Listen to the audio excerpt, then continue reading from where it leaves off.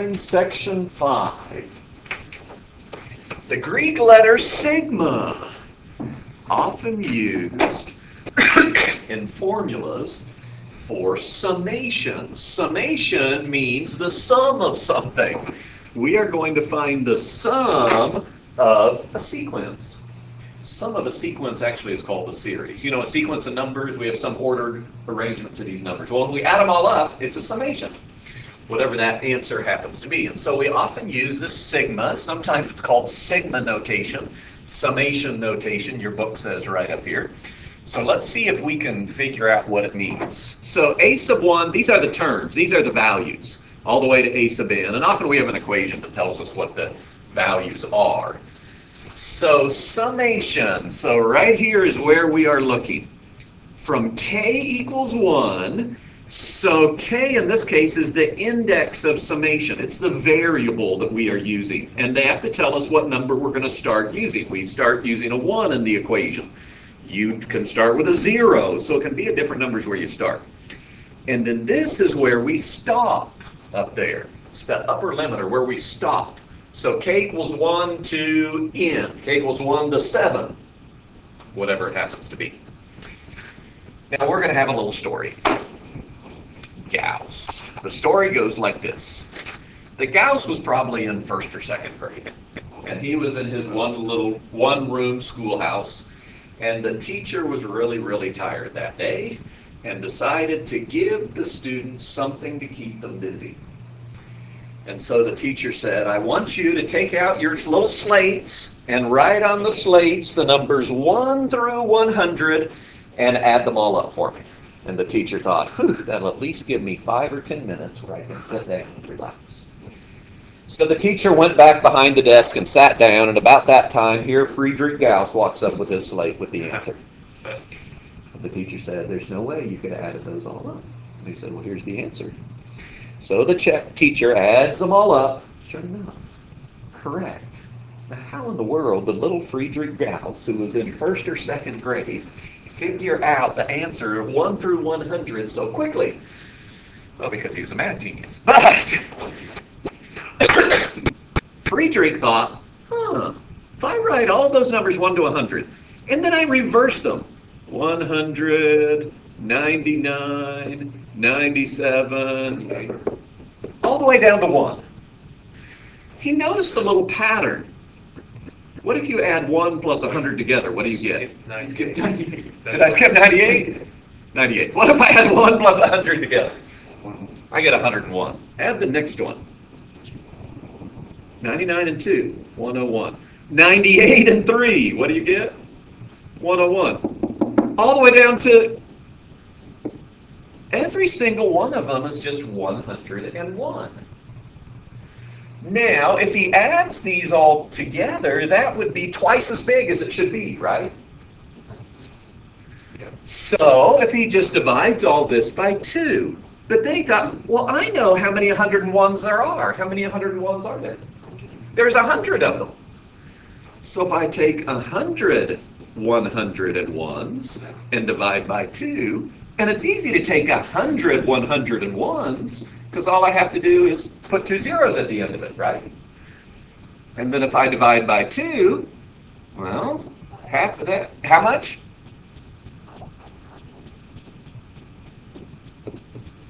Half of my 10 is 5, half of my 100 is 50. There it is. And he walked up to the teacher and said, it's 5,050.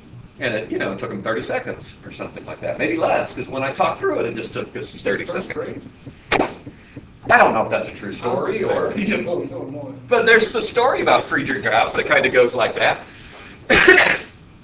If we have an arithmetic sequence, do you remember what an arithmetic one was? There's a common difference. We're adding the same number each time. What is the common difference between each of these terms? What are we adding each time to get the next term? We're just adding 1. If you have an arithmetic sequence, which is what that one was, there is a formula which you want to memorize. You actually learned it back in Algebra 2, hopefully. That will tell you the sum of an arithmetic sequence. I need to know in the number of terms. Now, Friedrich had 100 terms. I need to know what the first term is. Well, the first term was 1 for him. And I need to know my nth term. In this case, it was a 100th term. Well, the last term was 100. 1 plus 100. 101 divided by 2 times the 100. That's exactly what he did, just not writing it as the formula. Now, sometimes we don't know what that nth term is. But we did learn before break that in an arithmetic sequence, any term can be found by taking the first term plus n minus 1 times the common difference. And so if I just replace that a sub n with this little formula and simplify it a little bit, you get this. I don't memorize the second one. If you want to, you may. I just, if I need to, find the nth term by using that other formula and then use the first one. But you can do it either way. So those are two formulas. If you know the first one, you'll be good to go as long as you remember how to find the nth term in an arithmetic sequence. So let's see if we can try this out. A corner section of a stadium has 8 seats, and each successive row has 2 more, then 10, then 12, then 14, you get the idea. The top row happens to have 24 seats. So how many seats are in the entire section? And the answer is no, we don't want to go 8 plus 10 plus 12 plus, we don't want to do that. We have a nice way of figuring it out.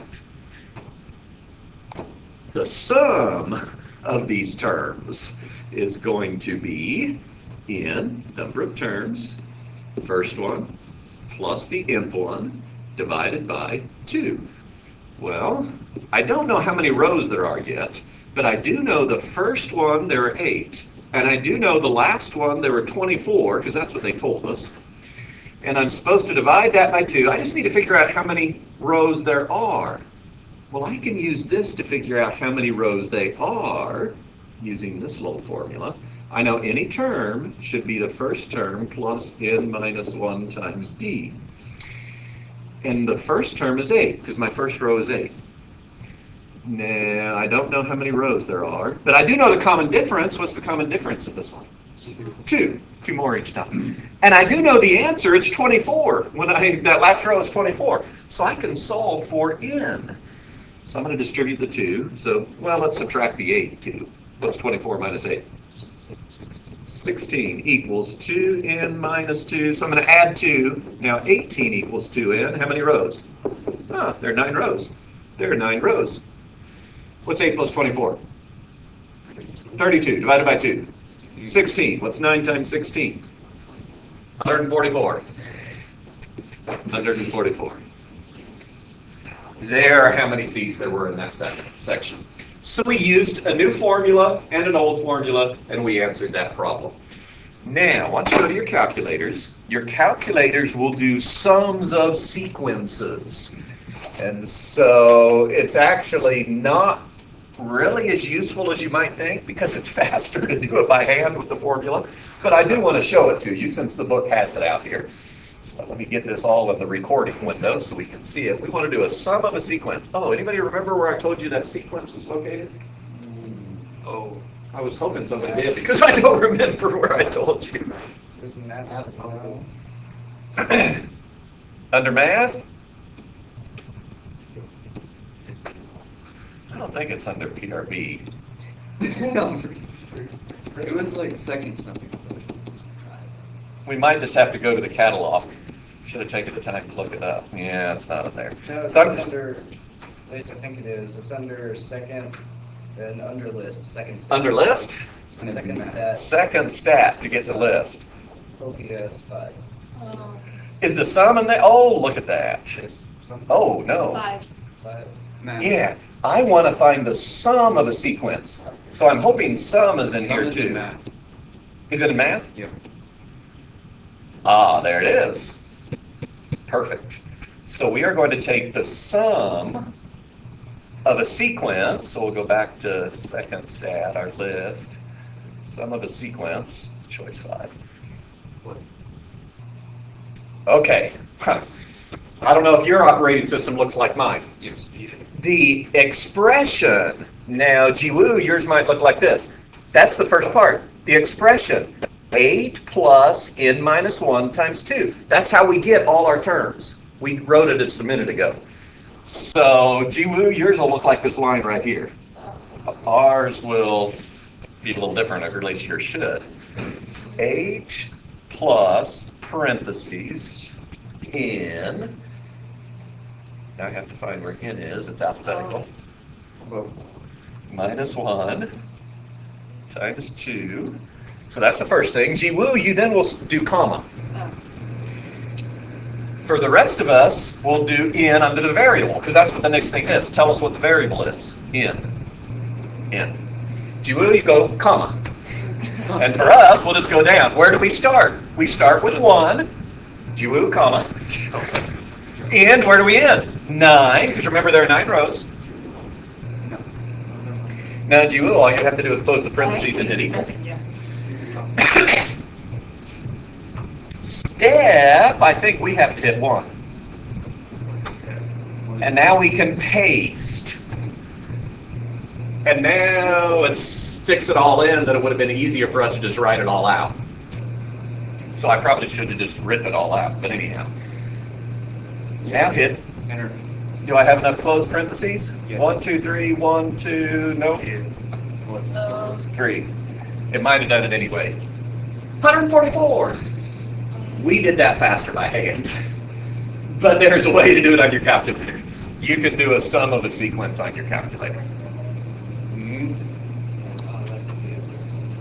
So let me get back to reality of when we do it by hand, it makes it easier. All right. Next topic. If you didn't get it, you can spend a little time later. Sum of a finite geometric. I guess I should have pointed out that they use this word finite. What does that mean? It has an end. Now, does it make sense that we need to have an end if we're going to get an answer to adding up all the numbers? It seems to make sense, doesn't it? So sum of a finite geometric. So here's the next thing you need to memorize. If I want the sum of a geometric, what's a geometric sequence?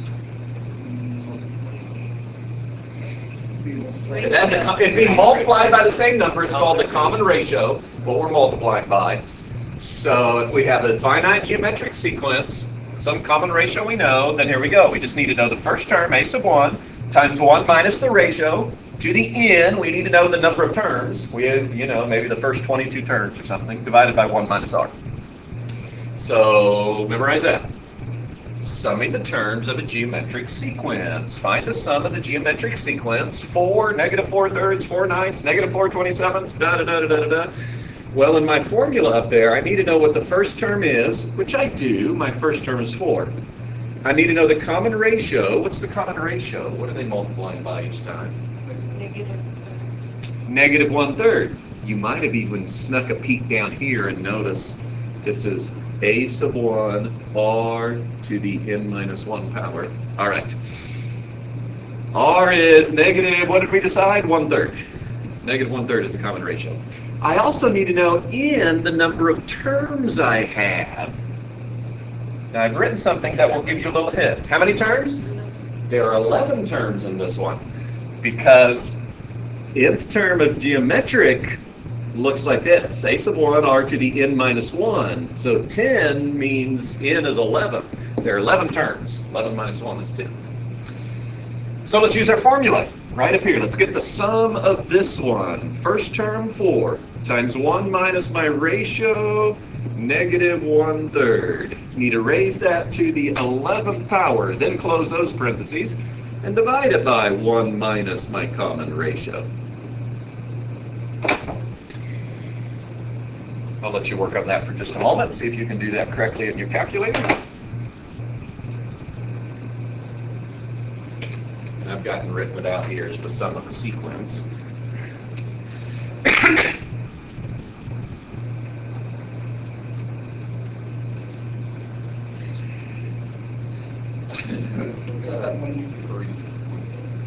$3.000 something? 30.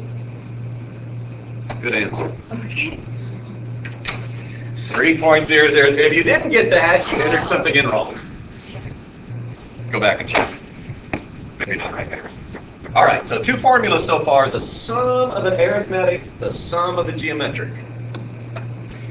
Infinite series. What does that mean, infinite? So how can I have an infinite series that might have a sum to it? Well, only if that infinite series is a converging one where those numbers get closer and closer and closer to some value. Then I actually could, if it's the right kind. We're going to go back to the last example. Right here's the last example. They used k instead of n, k minus 1. That's fine. This is geometric. Common ratio happens to be -1/3. And we're going to put it into that formula. This is the formula that you just did. But notice what happens to this as I get more and more terms, as n gets bigger and bigger and bigger. If I raise -1/3 to a bigger and bigger number, what value does it approach? It approaches 0. -1/9, the -1/81, the -1, I guess it would be positive if I'm squaring it, wouldn't it? But you can see that fraction is getting tinier and tinier and tinier. So this little piece will limit to 0. So if it limits to 0, then all I really end up with is 4 divided by this part right down there. 4 divided by 4/3, that's 4 times 3/4, and those 4's cancel, 3. If I did that one forever, I would get 3. Now what did we get when we got the first 11 terms? Real close to 3. If I asked you to do the first 100 terms, what would that answer look like? Even closer to 3. Instead of just having 4 zeros, maybe it'll have 7 zeros and then some other digits. Even closer to 3. And I just get closer and closer and closer to 3. I do it infinitely, it gets to 3, is the sum of that one. So we can have an infinite series, which means ... it just keeps on going forever. And we can have a sum of an infinite series as long as it converges. It's getting closer and closer to some value.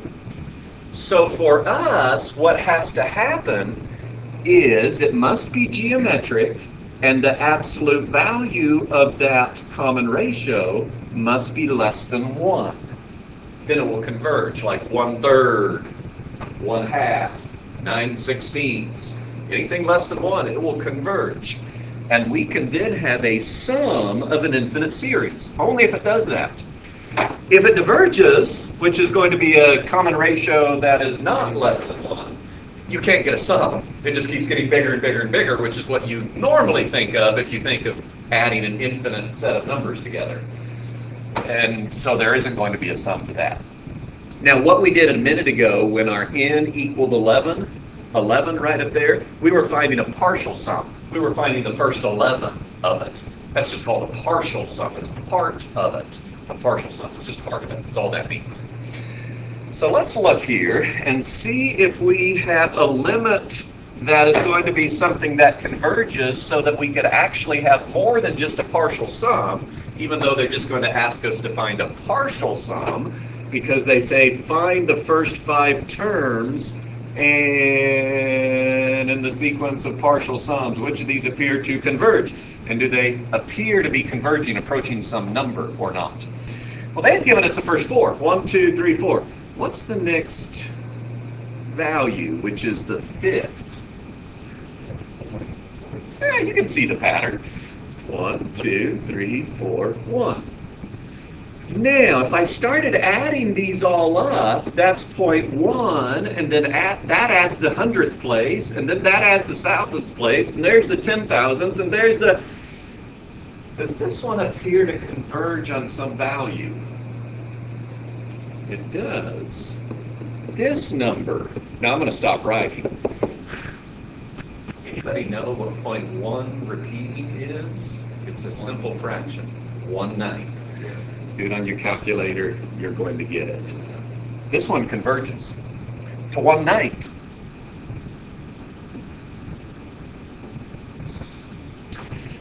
So let's see, 10, 20, 30, 40, what would be the 5th one?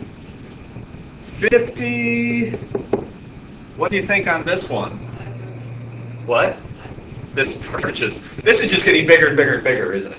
There's not going to be a sum if you do an infinite one there. I guess I better spell diverge with an I. This one diverges. Not going to happen. What about this one? 1, -1, 1, -1. What's my next value? 1. You get the idea.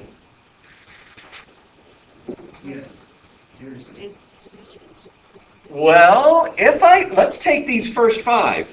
That would be 0, right?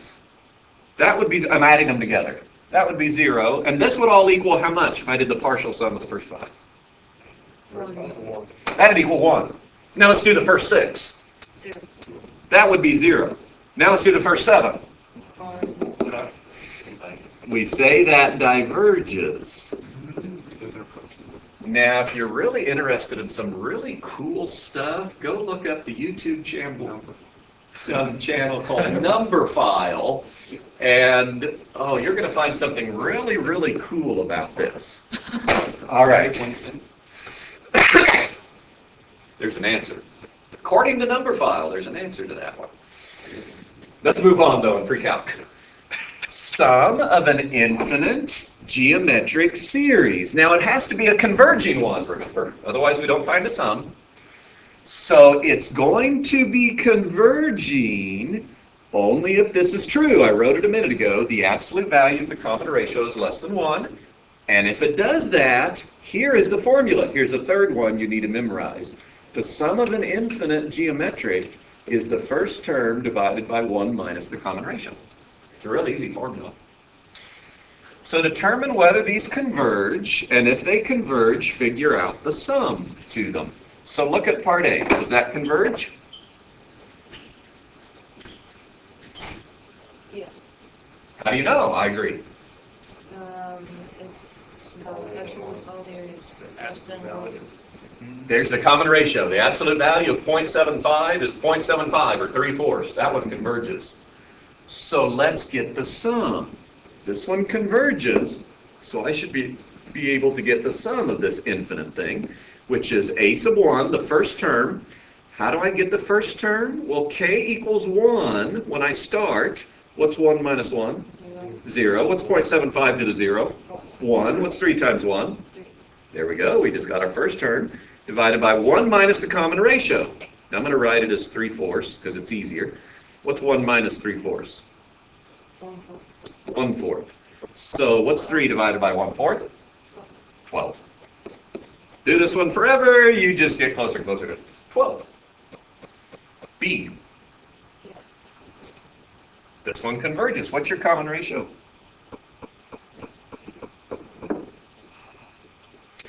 The thing that I keep raising to a higher and higher power is my common ratio. I keep multiplying by -4/5 on this one. So yeah, it converges. So let's see if we can get the sum of this infinite one. First term, tell me what the first term is. 1. Where'd you get that from? N equals 0 is where we start. Anything raised to 0 is 1. First term is 1. Divide by 1 minus a -4/5. What's 1 minus a -4/5? 9/5. 9/5. It's 5/5 plus 4/5, 9/5. So why don't you multiply by the reciprocal? 5/9. That's what this one equals. Do it more and more. How about this one? C. Diverge. How do you know it diverges? What's the problem with this one? It's bigger than 3.14 divided by 2, or whatever that is bigger than 1. It diverges. I can't get a sum to that one. How about this one? D. Is it 1/2? Is it? I'm asking you. I mean, is it 1/2? You said 1/2. Yeah. Yeah. Multiply. Yeah, it's 1/2 is the common ratio. Does it converge or diverge? That converges. So I can get the sum of this, even though it is infinite. So sum equals, help me out. 1. A sub 1, 1. Divided by 1 minus 1 minus 1/2. What's 1 minus 1/2? 1/2. 2. Do that forever, you get 2. So here's a little thing that we can do with this. Any repeating decimal can be written as a fraction. And we can use this idea of infinite geometric series to get what that fraction is.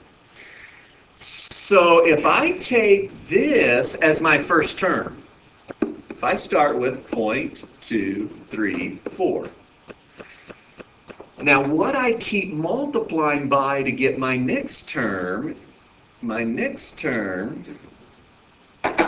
is 0.000234 that I have to add to it.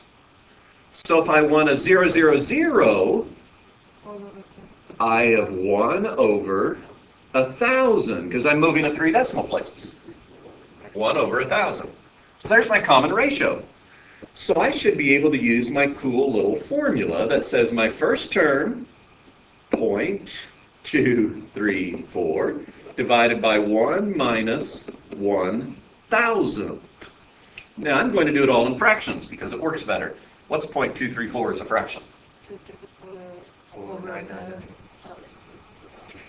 You're ahead of us. It's 234 over 1,000. Divided by, what's 1 minus 1 1,000ths?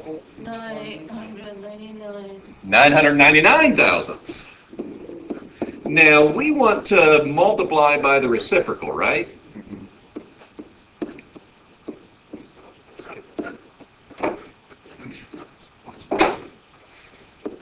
$234 over 999. Why don't you divide that on your calculator? 234. There you go. Now let's do something a little more interesting because that's really not pre-calculus level.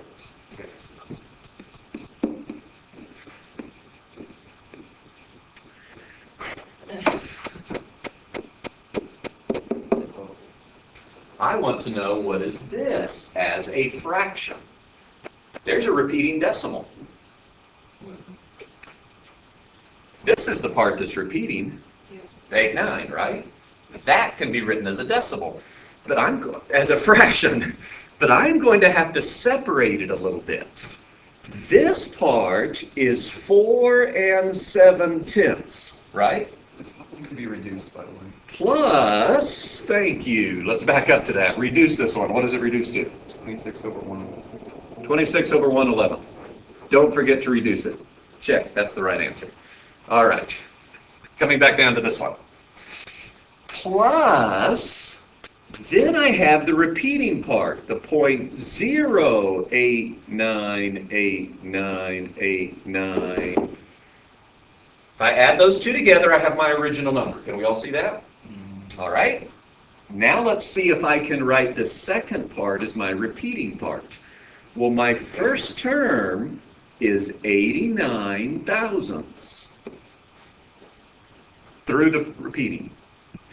And my common ratio is 1 over 100 because I have to keep moving at 2 decimal places to get the next part. So if I use my infinite sum formula, my first term, 89 over 1,000, divided by 1 minus 100, well, that's 89 over 1,000 over what? 99 hundredths, so I'm going to multiply by 100 over 99 instead of doing that. Well, that takes care of a couple things there. What do you get? 89 over 90. I get 89 over 990. Now, does that reduce? Why don't we do that first? Okay. So, where I am is I am at 4 7/10 plus 89 over 990. Now, I could call this 47/10 plus, yeah, I need to add these two things together. Now, I'll let you use your calculator if your calculator can do it and do the answer as a fraction. You need a common denominator to add it together, but I won't take the time to by hand rewrite it. What do you get as a fraction if you add those two together? 271 over 495. Anybody else? Okay. Divide that.